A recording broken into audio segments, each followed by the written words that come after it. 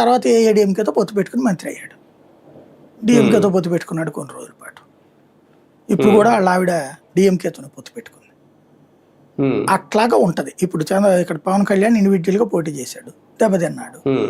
తెలుగుదేశం పొత్తు పెట్టుకుని deputy CM అయ్యాడు. రేపు అంతే అవుతుంది ఏదన్నా.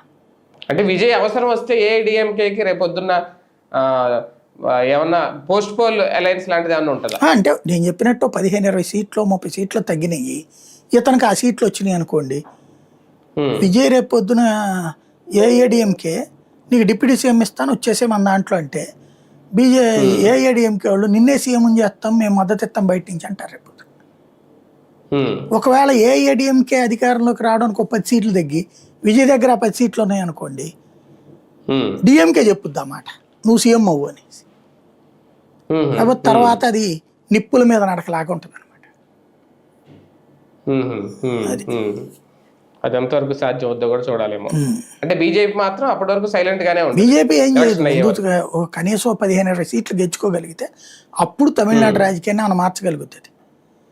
అలా లేనంత వరకు అది ఏం చేయలేదు అక్కడ. అది రైట్. చూద్దాం. మొత్తానికి తమిళనాడు రాజకీయాలు అయితే కాస్తంత ఇంట్రెస్ట్ గానే ఉన్నాయి, ఏం జరుగుతాయి. అది కూడా టీవీకే రావడంతో. కాకపోతే విజయ్ ఒక హీరో, ఎంతవరకు ఆయన సక్సెస్ అవుతారు? నిజంగా ఆయన సక్సెస్ అయితే కనుక ఆంధ్రప్రదేశ్లో కానీ మిగిలిన రాష్ట్రాల్లో, లేదంటే అదే తమిళనాడులో